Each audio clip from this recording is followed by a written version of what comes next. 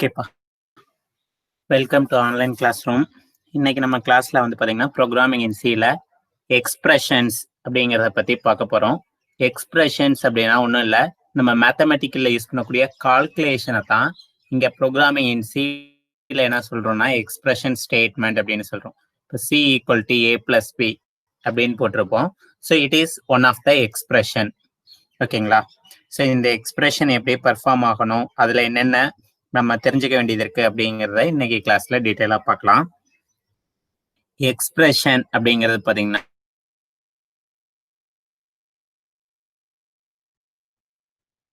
It's a combined form of variable, constant and சொல்றோம். இது உங்க லாங்குவேஜுக்கும் எப்படி எழுதணும் அப்படின்னு ஒரு ப்ரொசீஜர் இருக்கு. அந்த ப்ரொசீஜர் படி தான் நம்ம எழுதணும். An expression is a combination of variables, constant and operators arranged as per the syntax of the language. So ஒவ்வொரு ப்ரோக்ராமிங் லாங்குவேஜுக்கும் இருக்கக்கூடிய சின்டாக்ஸை பேஸ் பண்ணி இந்த வேரியபிள்ஸ், கான்ஸ்டன்ட், ஆப்ரேட்டர்ஸ் இதனுடைய கம்பைன்டு ஃபார்மை தான் நம்ம எக்ஸ்பிரஷன் அப்படின்னு சொல்றோம். C equal to A plus பின்னு போடலாம், அல்லது C equal to A into 5 அப்படின்னு போடலாம். ஸோ இந்த மாதிரி வேரியபிள்ஸ், ஏங்கிறது வேரியபிள், அந்த இன்ட் அல்லது பிளஸ் அப்படிங்கிறது ஆப்ரேட்டர், 5 அப்படிங்கிறது கான்ஸ்டன்ட், இந்த மாதிரி number of variables, operator, constant இதெல்லாம் கம்பைன் பண்ணதை தான் எக்ஸ்பிரஷன் அப்படின்னு சொல்றோம். இந்த எக்ஸ்பிரஷனுடைய எவாலுவேஷன் முடிஞ்ச உடனே அதனுடைய அந்த எக்ஸ்பிரஷனுடைய ரிசல்ட்டை வந்து நம்ம ஒரு வேரியபிளுக்கு அசைன் பண்ணுவோம். ஓகேங்களா? அதனுடைய ஃபார்மேட் தான் கீழே கொடுத்துருக்கோம். Variable equal to expression. So அங்கே வேரியபிள் அப்படிங்கிறது one of the variable name, equal to அப்படிங்கிறது அசைன்மெண்ட் ஆப்ரேட்டர், எக்ஸ்பிரஷன் அப்படிங்கிறது எனி ஒன் எக்ஸ்பிரஷன், ஏதாவது ஒரு ஸ்டேட்மெண்ட் நம்ம அங்கே கொடுத்துருப்போம். ஓகேங்களா? ஃபர்ஸ்ட் எக்ஸ்பிரஷன் எவாலுவேட் ஆகும். எவாலுவேட் ஆகி வரக்கூடிய அந்த எக்ஸ்பிரஷனுக்கான ஃபைனல் ரிசல்ட் வந்து ஒரு வேரியபிளுக்கு அசைன் பண்ணுவோம். அந்த வேரியபிள்ல ஆல்ரெடி சம் வேல்யூ இருந்தது அப்படின்னா அந்த வேல்யூக்கு பதிலா இப்ப இந்த எக்ஸ்பிரஷனுடைய ரிசல்ட்டிங் வேல்யூ என்னவோ அது ரீப்ளேஸ் ஆகும். ஓகேங்களா?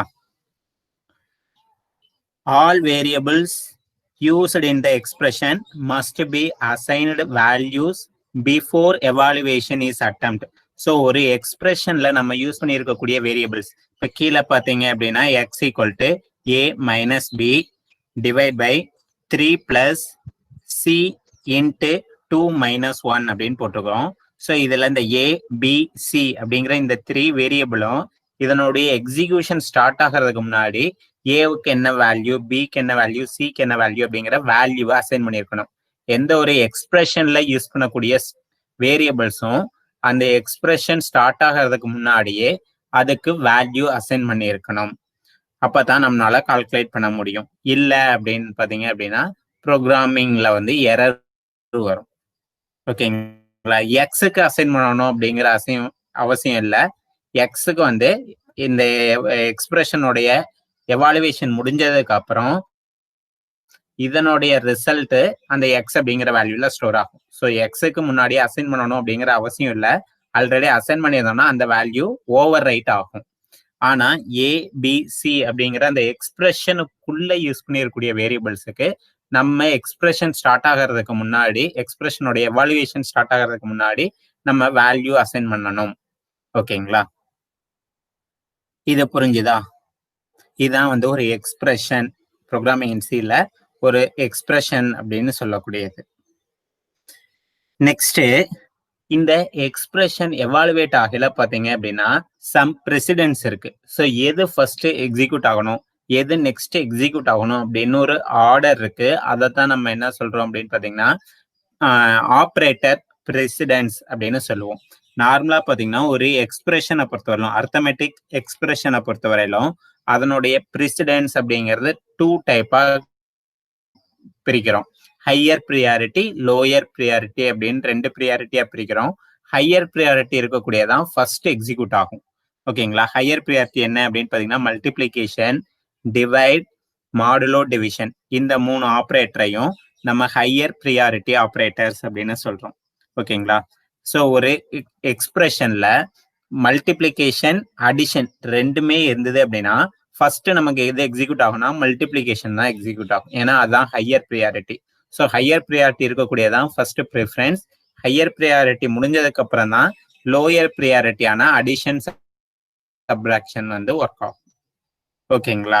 இதுதான் ஒரு எக்ஸ்பிரஷன்ல இருக்கக்கூடிய ப்ரியாரிட்டி அல்லது ப்ரெசிடென்ஸ் அப்படிங்கிறது. எது ஃபர்ஸ்ட் நடக்கணும், எது செகண்ட் நடக்கணும் அப்படிங்கிற ஆர்டர். ஹையர் ப்ரியாரிட்டி என்ன ஆப்ரேட்டர் இருக்கான்னு பார்க்கும். ஹையர் ப்ரியாரிட்டி ஆப்ரேட்டர் இருந்தது அப்படின்னா, அதாவது மல்டிப்ளிகேஷன், டிவிஷன், மாடுலோ டிவிஷன், இந்த ஆப்ரேட்டர் இருந்ததுன்னா ஃபர்ஸ்ட் அதை தான் பண்ணும். அது முடிச்சதுக்கு அப்புறம் தான் அடிஷன் சப்ராக்ஷன் இருக்கான்னு பார்க்கும். இருந்ததுன்னா அடிஷன் சப்ராக்ஷனை பண்ணும்.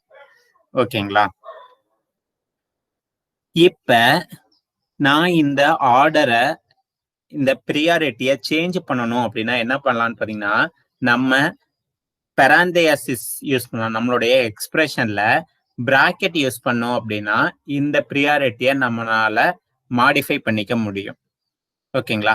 எனக்கு ஃபர்ஸ்ட் மல்டிப்ளிகேஷன் வேண்டாம், ஃபர்ஸ்ட் அடிஷன் தான் நடக்கணும் அப்படின்னு நினைச்சீங்கன்னா, அந்த அடிஷன் ஆப்ரேட்டருக்கு இருக்கக்கூடிய ரெண்டு ஆப்ரண்ட்டையும் வித்தின் பெராந்தேசிஸ்குள்ள கொடுத்தீங்க அப்படின்னா ஃபர்ஸ்ட் பெராந்தேசிஸ் தான் பார்க்கும். பெராந்தேசிஸ் இல்லாதப்ப, அதாவது பிராக்கெட் இல்லாதப்ப தான் இந்த ஆப்ரேட்டருடைய பிரசிடென்ஸ் ஹையர் ப்ரியாரிட்டியான மல்டிப்ளிகேஷன், டிவிஷன், மாடுலோ டிவிஷன் பார்க்கும். அது முடிச்சதுக்கப்புறம் அடிஷன் சப்ராக்ஷன் வரும். பிராக்கெட் இருந்தது அப்படின்னா ஃபர்ஸ்ட் பிராக்கெட்டுக்குள்ள இருக்கக்கூடியதான் எக்ஸிக்யூட் பண்ணும் ஒரு எவாலுவேஷன் ஆஃப் எக்ஸ்பிரஷன்ல. ஓகேங்களா? இப்ப கீழே பாருங்க, கீழே இருக்கக்கூடிய ரெண்டு எக்ஸாம்பிள் கொடுத்துருக்கோம்.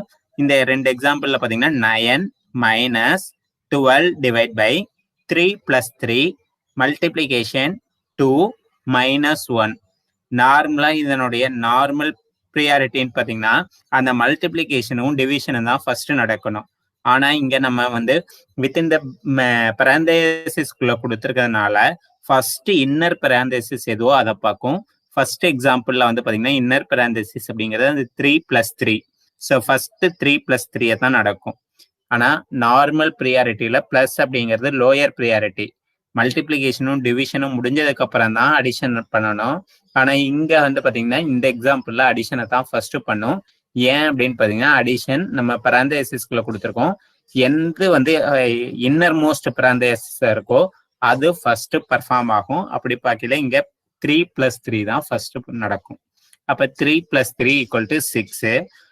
அதுக்கப்புறம் என்ன நடக்கும் அப்படின்னு பாத்தீங்கன்னா 12 divide by 6 into 2. இப்ப 12 divide by 6னா 2 வரும். 2 into 2 4. ஓகேங்களா? 2 into 2 4. ஸோ 9 minus 4 minus 1 அப்படின்னு வரும். 9 minus 4 minus 1 அப்படின்னு வரும். அப்ப 9 minus 4 அப்படின்னு பாத்தீங்கன்னா 5. 5 minus 1 4. ஸோ நமக்கு ஃபைனல் ஆன்சர் என்ன வருதுன்னு பாருங்க, 4 வந்திருக்கு. ஓகேங்களா? இதே இந்த பிராக்கெட்டை மாத்தி கொடுத்தோம் அப்படின்னா, பெராந்தேசிஸை மாத்தி கொடுத்தோம்னா என்ன அவுட்புட் வருதுன்னு பாருங்க. சேம் இதே வேல்யூ நம்ம பெராந்தேசிஸோடைய லொகேஷனை மட்டும் மாத்திருக்கோம் செகண்ட் எக்ஸாம்பிள்ல. அதாவது 3 plus 3க்கு இருந்த பிராக்கெட்டை 12 divide by 3க்கு போட்டிருக்கோம். ஸோ அந்த பெராந்தேசிஸை மாத்தையில பாத்தீங்கன்னா நமக்கு ரிசல்ட்டே மாறும். ஓகேங்களா? 12 divide by 2க்கு இப்போ என்ன 12 divide by 3க்கு என்ன வரும் அப்படின்னு பாத்தீங்கன்னா 4 அவுட்புட் கிடைக்கும். 4, அதாவது 12 divide by 3க்கு 4. So 9 minus 4 plus 3 into 2. இப்போ வந்து பாத்தீங்க அப்படின்னா அந்த மல்டிப்ளிகேஷன் நடக்கும். So 3 into 2 6. Already 12 divide by 3க்கு வந்து நமக்கு 4 இருக்கு. இங்க 3 into 2க்கு வந்து பாத்தீங்க அப்படின்னா 6 கிடைக்கும். 4 plus 6 10. 9 minus 10 minus 1. So 9 minus 10 அப்படின்னா -1. -1 minus 1 அப்படின்னா -2. ஸோ அதான் நமக்கு ரிசல்ட்டா கிடைச்சிருக்கு பாருங்க, -2. ஸோ ஒரு எவாலுவேஷன் ஆஃப் எக்ஸ்பிரஷன்ல பெராந்தேசிஸ் இருந்தது அப்படின்னா ஃபர்ஸ்ட் பெராந்தேசிஸ்க்குள்ள இருக்கக்கூடிய அதை பர்ஃபார்ம் பண்ணும். அப்ப மல்டிப்ளிகேஷன், டிவிஷன், மாடுலோ டிவிஷன் இருந்ததுன்னா அதை ஃபர்ஸ்ட் பண்ணும். அதுக்கப்புறம் அடிஷன் அண்ட் சப்ராக்ஷனை பண்ணும். அதனுடைய பிரசிடென்ஸ் என்ன அப்படின்னு பாத்தீங்கன்னா நம்ம பின்னாடி ஆப்ரேட்டருடைய பிரசிடென்ஸ் பார்ப்போம். அந்த பேசஸ்ல இது எக்ஸிக்யூட் ஆகும். ஓகேங்களா? இது புரிஞ்சுதா? ஒரு எக்ஸ்பிரஷன் எப்படி எவாலுவேட் ஆகுது அப்படிங்கிறது. ஓகேங்களா?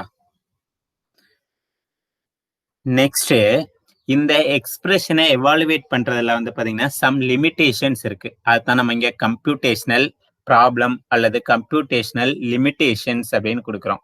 நார்மலா ப்ரோக்ராமிங்ஸ்ல 3 டைப் ஆஃப் லிமிடேஷன் சொல்லுவோம்.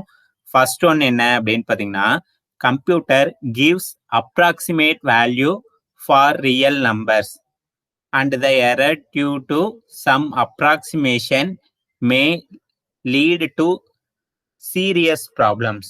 ஸோ கம்ப்யூட்டர் வந்து பார்த்தீங்கன்னா அப்ராக்சிமேட் வேல்யூ கொடுக்கும். இப்போ ஃபார் எக்ஸாம்பிள் நீங்கள் 2 நம்பரை ஆட் பண்ணுறீங்க, 3/2 அப்படின்னு போடுறீங்க அப்படின்னா, இதை நீங்கள் இன்டீஜரில் ரெப்ரசன்ட் பண்ணீங்கன்னா உங்களுக்கு அவுட்புட் 1 தான் கிடைக்கும். ஆக்சுவலாக 3/2னா 1.5 கிடைக்கணும். ஆனா நமக்கு ரவுண்டட் வேல்யூல அப்ராக்சிமேட்டா 1 தான் அவுட்புட்டா வரும். ஸோ இந்த மாதிரி நம்ம யூஸ் பண்ணல கிடைக்கக்கூடிய அப்ராக்சிமேட் வேல்யூ அப்படிங்கிறது சம்டைம்ஸ் நமக்கு சீரியஸ் ப்ராப்ளம் வரலாம். ஓகேங்களா? இதை எப்படி ஓவர் கம் பண்றது அப்படிங்கிறத பின்னாடி பார்க்கலாம். ஸோ இந்த மாதிரி இது ஒரு லிமிடேஷன்ஸ். நம்ம யூஸ் பண்ணிருக்கக்கூடிய டேட்டா டைப்பை பொறுத்து அதனுடைய அப்ராக்சிமேட் வேல்யூ கம்ப்யூட்டர் கன்சிடர் பண்ணிக்கும். இந்த மாதிரி அப்ராக்சிமேஷன் கன்சிடர் பண்ணல நமக்கு ஒரு சில சிச்சுவேஷன்ல வந்து பாத்தீங்கன்னா சீரியஸ் ப்ராப்ளம் அரைஸ் ஆகலாம். இது ஒரு ப்ராப்ளம். செகண்ட் ஒன் என்ன அப்படின்னு பாத்தீங்கன்னா, to divide a number by 0 while result is abnormal termination. So ஏதாவது ஒரு நம்பரை நமக்கு 0வால டிவைட் பண்ண முடியுமான்னு பாத்தீங்கன்னா, இன் மேத்தமெட்டிக்ஸ்ல எனிதிங் டிவைட் பை 0 அப்படின்னா இன்ஃபினிட்டிவ் அப்படின்னு நம்ம சொல்லுவோம். ஆனா கம்ப்யூட்டர்ல வந்து பாத்தீங்கன்னா அந்த மாதிரி சொல்ல முடியாது. ஸோ அதனால வந்து பாத்தீங்கன்னா it's generate error.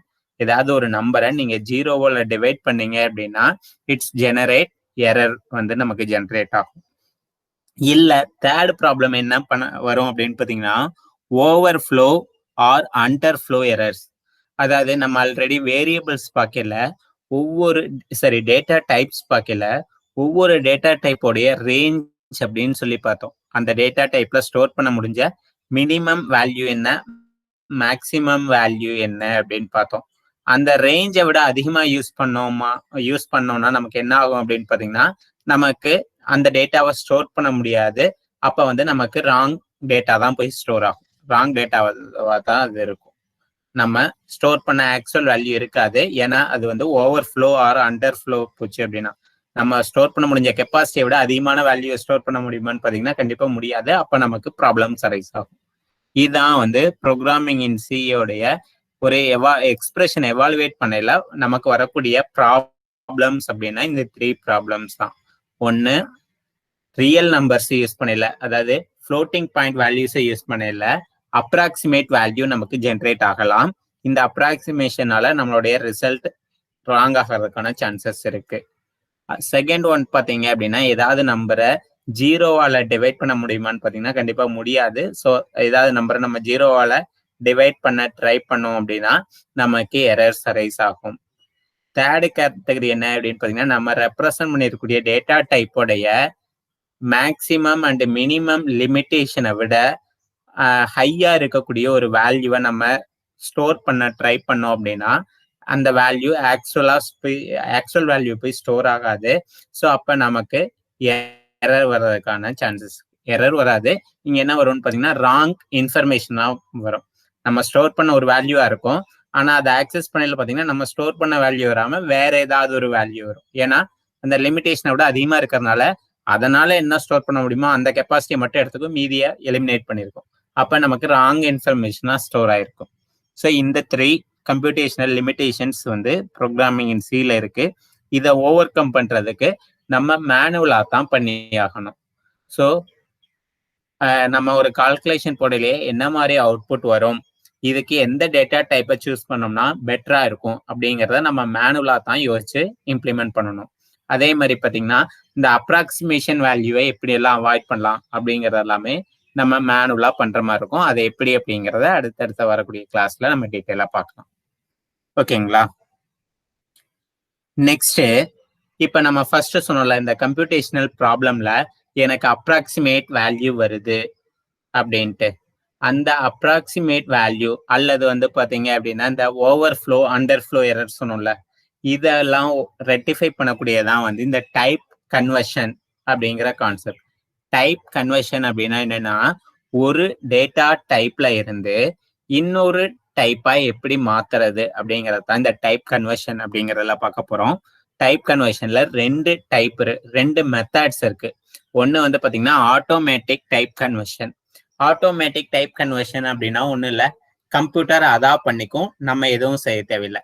For example, ஒரு லோயர் டேட்டா டைப்பை, அதாவது ஒரு ஸ்மால் சைஸ்ல இருக்கக்கூடிய டேட்டா டைப்ல இருந்து ஒரு லார்ஜ் சைஸ் டேட்டா டைப்புக்கு நம்ம கன்வெர்ட் பண்ணோம் அப்படின்னா அது ஆட்டோமேட்டிக்கா கன்வெர்ட் ஆகிக்கும்.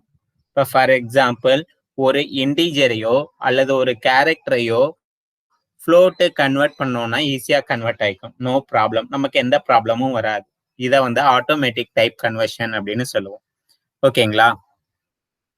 இதையே நம்ம மேனுவலா ஒண்ணு பண்ணலாம், அதுக்கு பேரு டைப் காஸ்டிங் அப்படின்னு சொல்லுவாங்க.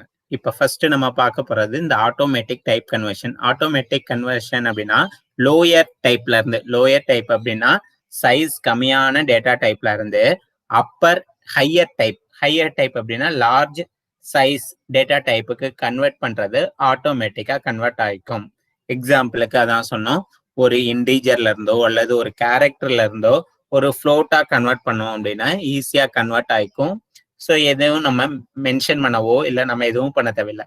ஒரு இன்டீஜர் வேரியபிளை ஃப்ளோட்டுக்கு அசைன் பண்ணோம்னா it is automatic type conversion. ஓகேங்களா? நம்ம எக்ஸாம்பிள் பின்னாடி பார்ப்போம். இப்போ ஃபார் எக்ஸாம்பிள் வந்து பார்த்தீங்க அப்படின்னா இதுலயே வந்து நம்ம ஒரு ஹையர் வெர்ஷன்ல இருந்து லோயரா கன்வெர்ட் பண்ணல சிஸ்டம் கன்வெர்ட் பண்ணிக்கும். ஆனா என்ன ப்ராப்ளம் வரும் அப்படிங்கிறது அந்த கீழே கொடுத்துருக்கோம் பாருங்க. ஃப்ளோட் அப்படிங்கிறது லார்ஜ் சைஸ், இன்ட் அப்படிங்கிறது ஸ்மால் சைஸ். ஓகேங்களா? ஏன்னா ஃப்ளோட்டுக்கு வந்து 4 பைட் மெமரி அலோகேட் ஆகும், இன்ட்டுக்கு வந்து 2 பைட் மெமரி தான் அலோகேட் ஆகும். ஸோ இந்த லார்ஜ் சைஸ்ல இருந்து ஸ்மால் சைஸ் கன்வெர்ட் ஆகல, ஒரு ஃப்ளோட்ல இருந்து இன்டீஜருக்கு கன்வெர்ட் ஆச்சு அப்படின்னா அப்ப என்ன ஆகும்னு பாத்தீங்கன்னா ஆட்டோமேட்டிக்கா truncation of the fractional point, அதுல இருக்கிற ஃபிராக்ஷனல் பாயிண்ட் எல்லாத்தையும் எலிமினேட் பண்ணிடும். ஒன்லி ஹோல் வேல்யூ மட்டும்தான் இன்டீஜரா ஸ்டோர் பண்ணும். இப்ப 3.14135 அப்படின்னு நீங்க ஸ்டோர் பண்ணிருக்கீங்க நீங்க, அப்ப வெறும் அந்த 3 அப்படிங்கறத மட்டும்தான் ஸ்டோர் ஆகும், அந்த ஃபிராக்ஷனல் வேல்யூ எல்லாமே எலிமினேட் ஆயிரும். இல்ல ஒரு டபுள்ல இருந்து ஃப்ளோட்டை கன்வெர்ட் பண்றோம் அப்படின்னு பாத்தீங்க அப்படின்னா அப்ப என்ன ஆகும் அப்படின்னு பாத்தீங்கன்னா டபுள் அப்படிங்கறதுல ஃபிராக்ஷனல் வேல்யூ அதிகமா இருக்கும். அந்த டாட்டுக்கு அப்புறம் வரக்கூடிய வேல்யூ அப்படிங்கிறது லார்ஜர் டிஜிட் வேல்யூவா இருக்கும். ஃப்ளோட் அப்படிங்கிறது பாத்தீங்கன்னா ஒன்லி 5 டிஜிட் நம்பரா தான் இருக்கும். அந்த பாயிண்ட்டுக்கு அப்புறம் வரக்கூடிய டெசிமல் டிஜிட் அப்படிங்கிறது 5 டிஜிட் தான் வரும். அப்ப ஆட்டோமேட்டிக்கா என்ன பண்ணணும்னு பாத்தீங்கன்னா ரவுண்ட் ஆப் ஆகிக்கும். ஸோ டபுள்ல வந்து பாத்தீங்கன்னா 18 டிஜிட் வரும். அந்த டெசிமல் டிஜிட் மட்டும் டாட் வச்சு வரக்கூடியது மட்டும் 18 டிஜிட் வரும். ஃப்ளோட்ல வந்து பாத்தீங்கன்னா ஒன்லி 5 டிஜிட் தான் வரும் டாட்டுக்கு அப்புறம். ஸோ அப்ப என்ன பண்ணணும்னு பாத்தீங்கன்னா அந்த 18 டிஜிட்டை 5 டிஜிட் நம்பரா வந்து ரவுண்ட் அப் ஆயிக்கும். லாங் இன்ட்ல இருந்து இன்ட் வரையில என்ன ஆகும் அப்படின்னு பாத்தீங்கன்னா ஆட்டோமேட்டிக்கா டிராப் தி ஹையர் ஆர்டர் பிட்ஸ். நம்ம ஆல்ரெடி வந்து பார்த்தோம், ஒரு பைனரி சரி கம்ப்யூட்டர்ல டேட்டா அப்படிங்கிறது பைனரியா தான் ஸ்டோர் ஆகும் அப்படின்னு பார்த்தோம். இப்ப நீங்க ஒரு லாங் இன்ட்ல வந்து பாத்தீங்கன்னா ஒரு 24 பிட் நம்பர் வந்து ஸ்டோர் பண்ணிருக்கீங்க அப்படின்னா இன்டீஜர்ல நம்மளால ஸ்டோர் பண்ண முடிஞ்ச மேக்சிமம் பிட் வந்து 16 பிட் தான். ஓகேங்களா?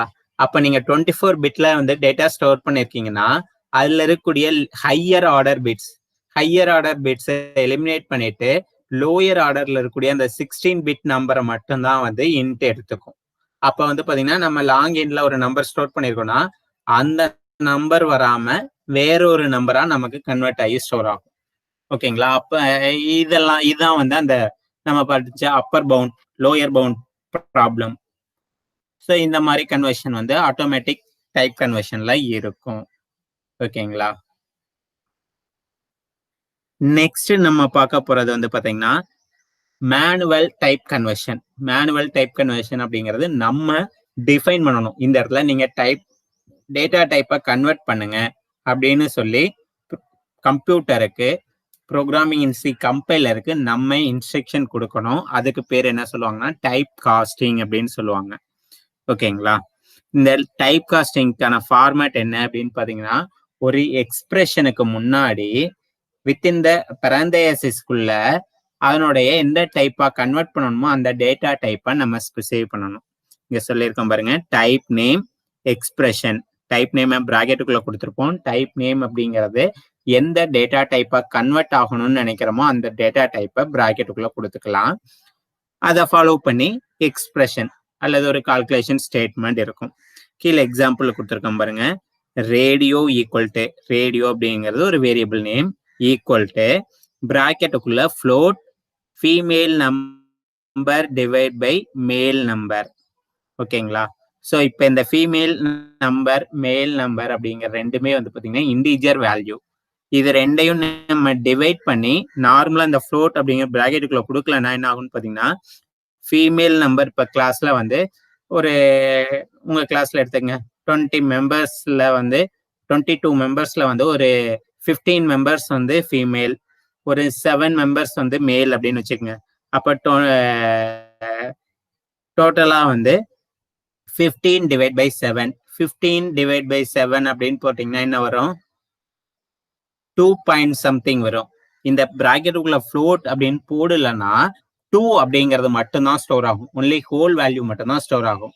ஆனா இந்த இடத்துல நான் பிராக்கெட்டுக்குள்ள வந்து ஃப்ளோட் அப்படின்னு போட்டேன்னா இப்ப இதுல எனக்கு இந்த ஃபீமேல் மேல் ரெண்டும் கால்குலேட் ஆகி வரக்கூடிய ரிசல்ட் எனக்கு ஃப்ளோட்டிங் பாயிண்ட்ல வேணும் அப்படின்னு சொல்லிடுறோம்.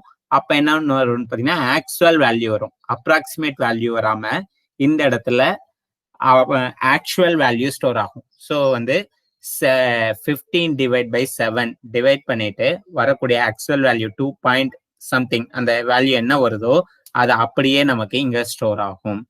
ஓகேங்களா? ஸோ இந்த அப்ராக்சிமேட் வேல்யூவை இந்த டைப் காஸ்டிங் மூலியமா நம்ம அவாய்ட் பண்ண முடியும். கீழே கொடுத்துருக்கோம் பாருங்க. இப்ப வந்து பாத்தீங்கன்னா கீழே அனதர் ஒன் எக்ஸாம்பிள் கொடுத்துருக்கோம்.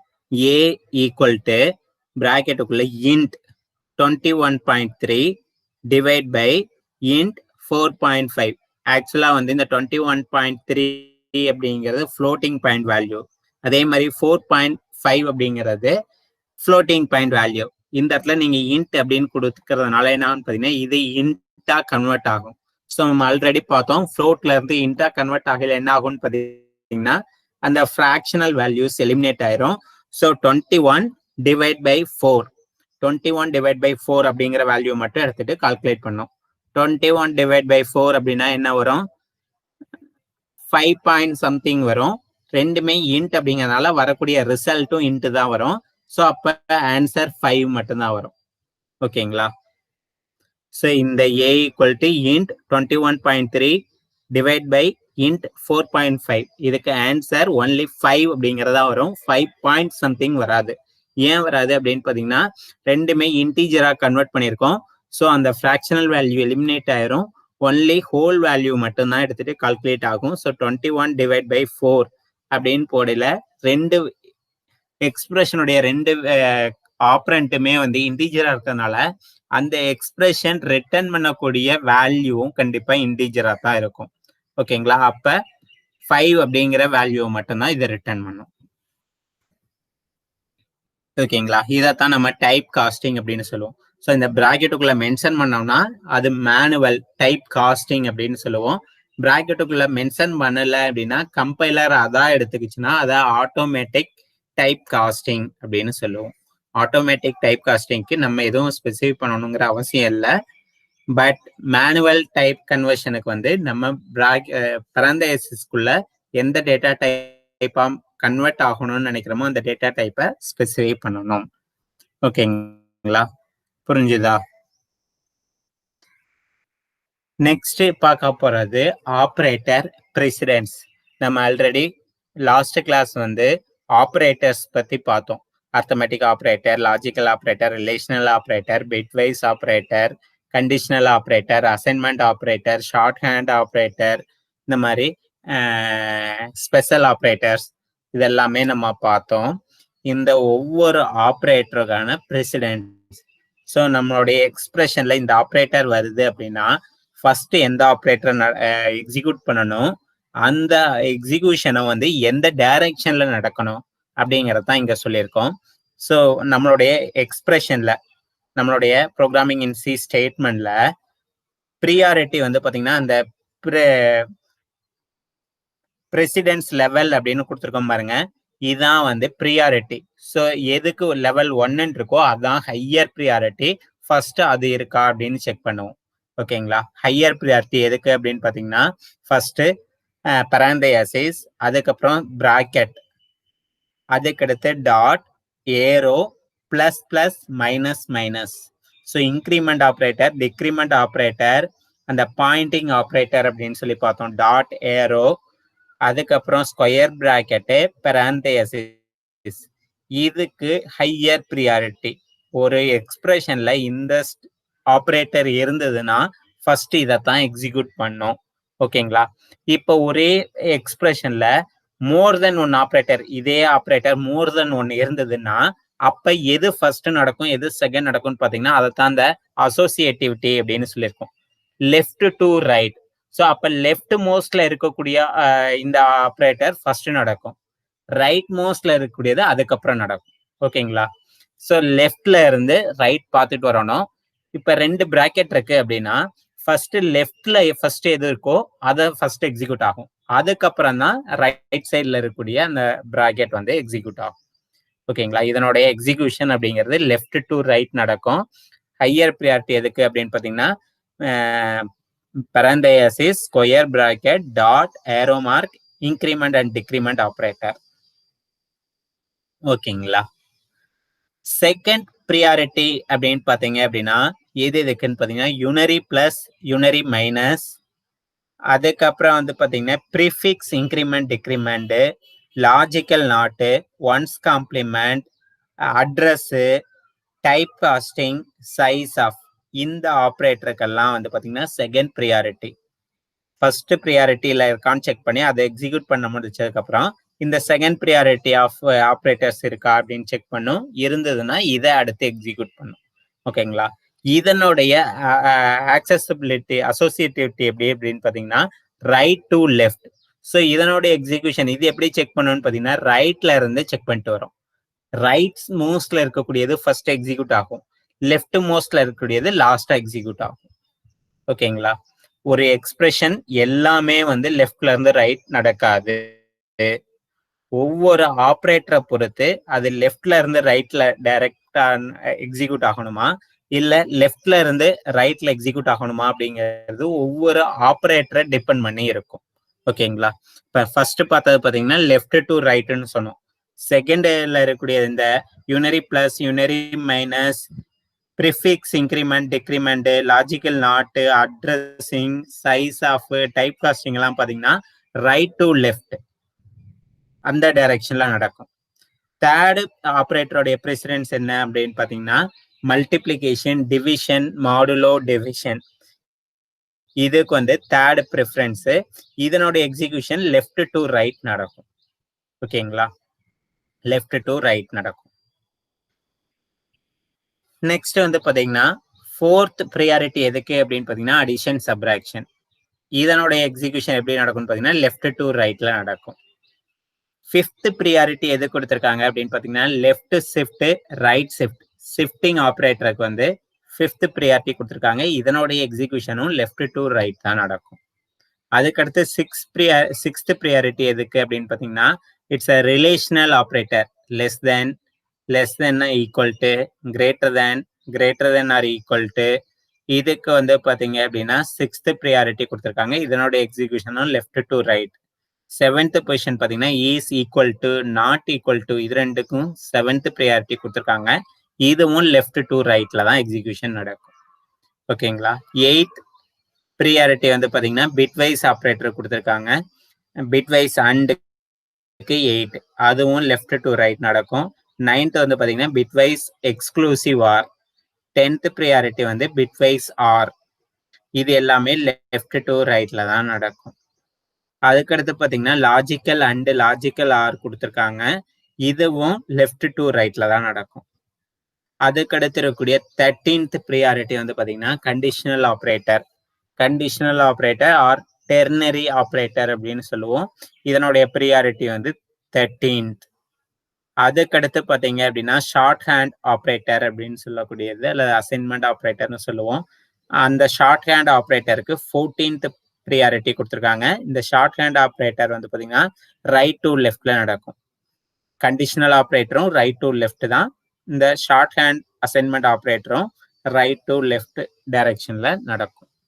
அண்ட் லாஸ்ட் ப்ரியாரிட்டி எதுக்கு அப்படின்னு பாத்தீங்கன்னா கமா ஆப்ரேட்டர். கமா ஆப்ரேட்டர் தான் இருக்கிறதுலயே லீஸ்ட் ப்ரியாரிட்டி. ஓகேங்களா? இதனோட எக்ஸிகியூஷன் லெஃப்ட் டு ரைட்ல நடக்கும். இதுதான் வந்து ஆப்ரேட்டருடைய ப்ரெசிடென்ஸ் அப்படின்னு சொல்லக்கூடியது. இந்த ஆப்ரேட்டருடைய ப்ரெசிடென்ஸை பொறுத்து தான் நம்மளுடைய எக்ஸ்பிரஷனுடைய எவாலுவேஷன் அல்லது எக்ஸிகியூஷன் அப்படிங்கிறது இருக்கும். ஓகேங்களா? இது புரிஞ்சுதா? ஆப்ரேட்டருடைய ப்ரெசிடென்ஸ். ஏன்னா இது நமக்கு புரிஞ்சாதான் அடுத்து வரக்கூடிய ஒரு ப்ரோக்ராம் எழுதியில வந்து ப்ரோக்ராம் எப்படி எக்ஸிக்யூட் ஆகுது, நமக்கு என்ன ரிசல்ட் வரும் அப்படிங்கிறத நம்ம எஸ்டிமேட் பண்ண முடியும். ஸோ நம்மளுடைய எஸ்டிமேஷன் கரெக்டா இருந்தா தான் நம்மளால கரெக்டான ப்ரோக்ராமை கிரியேட் பண்ண முடியும்.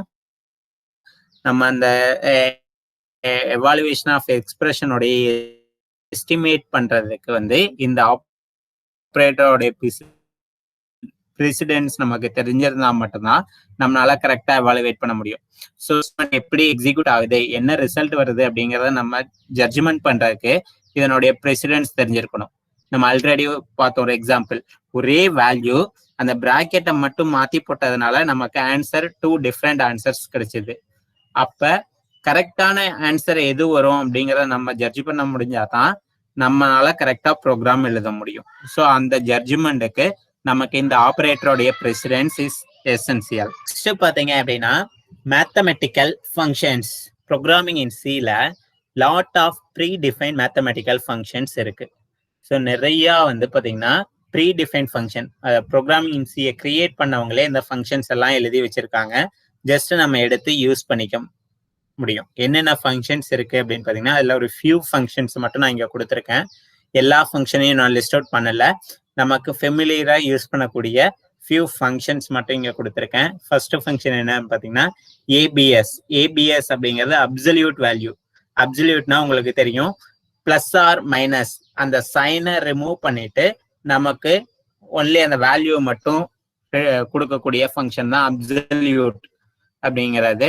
அதுக்காக ஏபிஎஸ் அப்படிங்கிற ஃபங்க்ஷன் இருக்கு. ஓகேங்களா? அதுக்கடுத்து எஃப் ஏபிஎஸ், இதுவும் அப்சல்யூட் வேல்யூ. இது வந்து பாத்தீங்க அப்படின்னா ஃப்ளோட்டிங் பாயிண்டோட ரிட்டர்ன் பண்ணும். Plus or minus sign remove பண்ணிட்டு ரியல் நம்பர்ஸ் தான் ரிட்டர்ன் பண்ணணும்.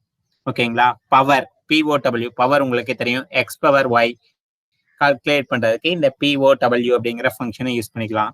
ஸ்கொயர் ரூட் எஸ்கியூஆர்டி அப்படிங்கிறது ஸ்கொயர் ரூட். இஎக்ஸ்பிங்கிறது எக்ஸ்போனன்ட்.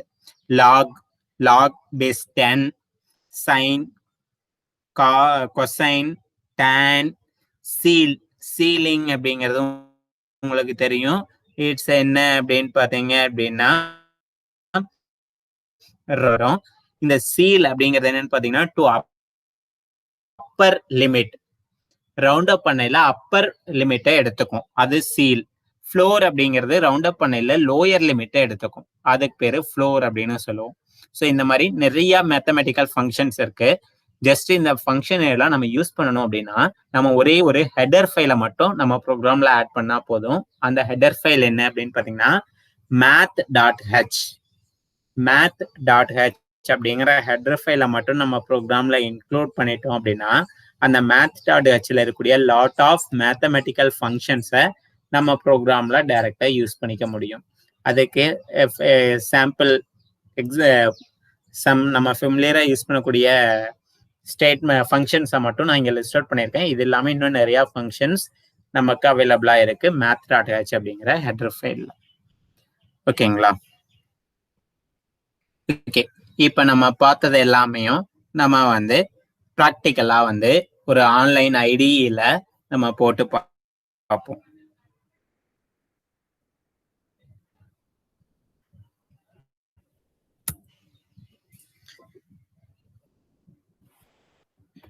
ஓகேம்மா, நான் இப்போ அந்த லிங்க் தெரிஞ்சது இல்லை, அந்த லிங்கை வந்து பார்த்தீங்க அப்படின்னா நான் ஓப்பன் பண்றேன்.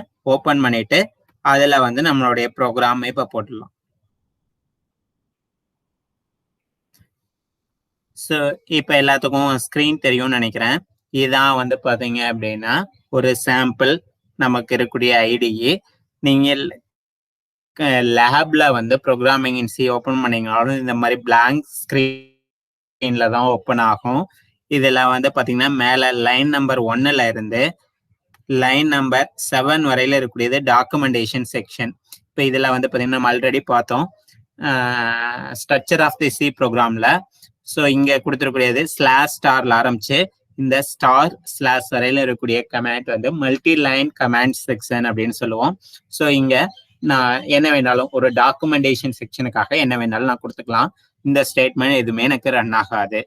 ரன் ஆகக்கூடியது இந்த 9th ஸ்டேட்மெண்ட்ல இருந்து தான் எனக்கு ரன் ஆகும். ஸோ வந்து ஸ்டாண்டர்ட் IO.h நான் இன்க்ளூட் பண்ணியிருக்கேன். ஸ்டாண்டர்ட் IOனா உங்களுக்கு என்னன்னு ஆல்ரெடி சொல்லிட்டேன். ஸ்டாண்டர்ட் இன்புட் அவுட்புட், ஒரு ப்ரோக்ராம்ல இருக்கக்கூடிய ஸ்டாண்டர்டான இன்புட் அவுட்புட் ஆப்ரேஷன்ஸை பர்ஃபார்ம் பண்ணுறதுக்கான ஃபங்க்ஷன்ஸ் அந்த stdio.hல இருக்கும். இப்போ இங்க வந்து பார்த்தீங்க அப்படின்னா நான் ஒரு சிம்பிள் கால்குலேஷன் போடுறேன். என்ன அப்படின்னு பார்த்தீங்கன்னா ஃபர்ஸ்ட் நான் வேரியபிள் டிக்ளேர் பண்றேன். Int X comma Y comma z. ஓகேங்களா? எனக்கு என்ன அப்படின்னு பார்த்தீங்கன்னா z இங்க வந்து x equal to 5, y equal to 2. ஓகேங்களா? Next z equal to x divide by y. அதுக்கடுத்து நான் பிரிண்ட் பண்றேன். printf result z equal to %d. இங்க என்ன z. நான் ப்ரோக்ராம் போட்டேன். ஜஸ்ட் ஒரே ஒரு எக்ஸ்பிரஷன் நான் இங்கே யூஸ் பண்ணியிருக்கேன். z equal to x divide by y அப்படின்ட்டு. இப்போ இதுக்கு என்ன ரிசல்ட் வருது அப்படின்னு சொல்லி பார்க்கலாம். ப்ரோக்ராம் ஃபுல்லாக டைப் பண்ணி முடிச்சதுக்கப்புறம் மேலே இருக்கக்கூடிய ரன். ஸோ ரன் கொடுத்தீங்க அப்படின்னா நமக்கு ரன் ஆகி இங்கே அவுட்புட் வரும் பாருங்க. Result z equal to 2. ஆக்சுவலாக நம்ம போட்டிருக்கிறது என்னன்னு பார்த்தீங்கன்னா x 5 y-க்கு 2. அப்போ 5 டிவைட் பை 2 அப்படின்னு போட்டோம்னா நமக்கு ஆக்சுவல் வேல்யூ 2.5 வரணும். நமக்கு இங்கே வந்து 2.5 வராமல் 2 வந்திருக்கு. ஏன் அப்படின்னு பார்த்தீங்கன்னா நம்ம அந்த கம்ப்யூட்டேஷனல் லிமிடேஷன்ஸ் பார்த்தோம்ல. So computer generate approximate value. ஏன்னா இங்க ரெண்டுமே இன்டீஜர் அப்படிங்கறதுனால இந்த எக்ஸ்பிரஷன் ரிட்டர்ன் பண்ணக்கூடிய டேட்டாவும் இன்டீஜரை தான் ரிட்டர்ன் பண்ணும். அப்போ ஆட்டோமேட்டிக்கா ஃப்ராக்ஷனல் வேல்யூவை எலிமினேட் பண்ணிடுது. ஓகேங்களா? ஸோ இப்போ இந்த எலிமினேஷன் அவாய்ட் பண்ணி எனக்கு இந்த அப்ராக்சிமேட் வேல்யூ வேண்டாம், எனக்கு எக்ஸாக்ட் வேல்யூ வேணும் அப்படின்னு நினைச்சோம்னா இந்த இஜெட்டை வந்து நம்ம இன்டீஜரா மாற்றணும். சரி, இன்டீஜர் அப்படிங்கிறதுக்கு பதிலாக இந்த இஜெட்டை ஃப்ளோட்டா மாத்திக்கலாம். float z. ஓகேங்களா? நெக்ஸ்ட் இந்த இடத்துல ஆட்டோமேட்டிக் டைப் காஸ்ட் போறோம். இப்போ நான் ஃப்ளோட்டா மாத்திட்டேன். இப்போ என்ன ரிசல்ட் வருதுன்னு ஃபர்ஸ்ட் பார்ப்போம். ஸோ இது இப்போ பாருங்க, இஜெட்டோடைய ரிசல்ட் என்ன? சரி, இங்க %d-க்கு பதிலாக %f போடணும். d போட்டா இன்டீஜர் தான் வரும், அதனால f போட்டுக்கிறேன். f போட்டதுக்கப்புறம் இங்க பாருங்க 2.0000 வருது. ஆக்சுவலா 2.5 வரணும். ஓகேங்களா? இப்போ இந்த 2.5 எப்படி கொண்டு வரலாம்னா இங்க நான் இந்த டைப் காஸ்டிங் அப்படிங்கறத யூஸ் பண்ணி இந்த இடத்துல ஃப்ளோட்னு போட்டேன். ஸோ இப்போ என்ன வருதுன்னு பாருங்க. இப்ப பாருங்க நமக்கு எக்ஸாக்டான வேல்யூ 2.5 வந்துருச்சு. ஓகேங்களா? ஸோ இதான் வந்து அந்த அப்ராக்சிமேஷனை நம்ம அவாய்ட் பண்ணக்கூடிய டெக்னிக். டைப் காஸ்டிங் அப்படிங்கிறத யூஸ் பண்ணி அந்த கம்ப்யூட்டர் ஜென்ரேட் பண்ணக்கூடிய அப்ராக்சிமேட் வேல்யூவை நம்ம எலிமினேட் பண்ணிட்டு எக்ஸாக்ட் வேல்யூ நம்மளால கொண்டு வர முடியும். ஓகேங்களா? நெக்ஸ்ட் வந்து பாத்தீங்க அப்படின்னா இந்த ஆபரேட்டருடைய பிரசிடென்ஸ் எப்படி ஒர்க் ஆகுது அப்படின்னு பார்க்கலாம். ஸோ இந்த இடத்துல X plus 5 X plus 5 divide by Y. ஓகேங்களா? ஆக்சுவலா இப்ப என்ன வரும் அப்படின்னு பார்த்தேன் பாருங்க.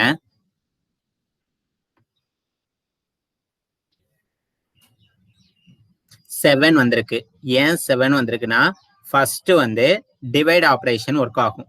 5 டிவைட் பை ஒய் அப்படின்னா என்ன அப்படின்னு பார்த்தீங்க அப்படின்னா இந்த இடத்துல 2, ஏன்னா இது வந்து அப்ராக்சிமேட் வேல்யூ தான் வரும். ஏன்னா நம்ம யூஸ் பண்ணது எல்லாமே ஹோல் வேல்யூ அப்படிங்கிறதுனால அது ரிட்டர்ன் பண்ணக்கூடியதும் whole value. So 5 divide by 2க்கு 2.5க்கு பதிலாக 2 அப்படின்னு ரவுண்ட் அப் ஆகி வந்திருக்கு. எக்ஸ்ல ஆல்ரெடி 5 இருக்கு. ஸோ 5 + 2 7. இதே வந்து இப்ப பாருங்க இந்த இடத்துல நம்ம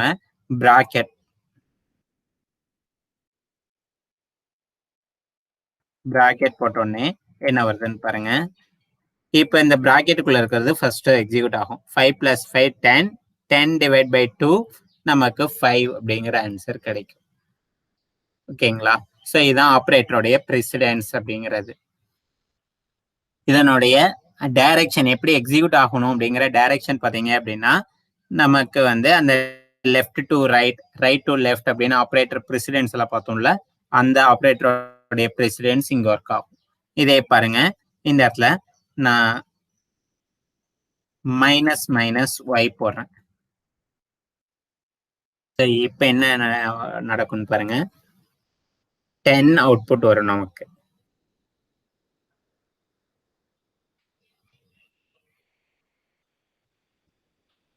அவுட்புட் பாத்தீங்கன்னா 10.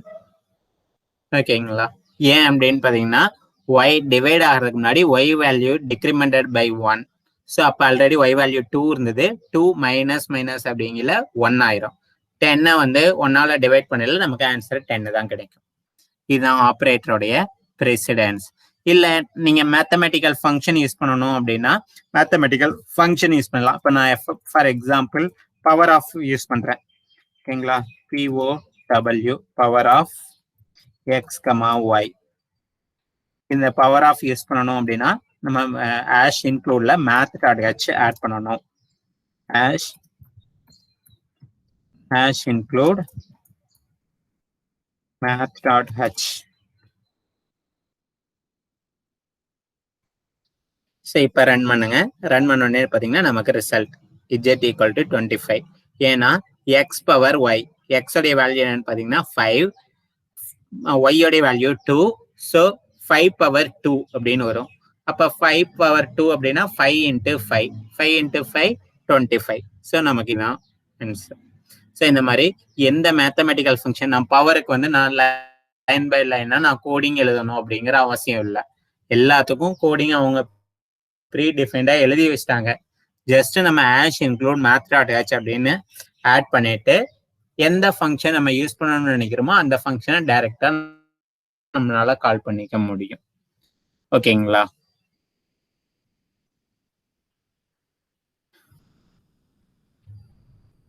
இதுல ஏதாவது டவுட்ஸ் இருக்கா?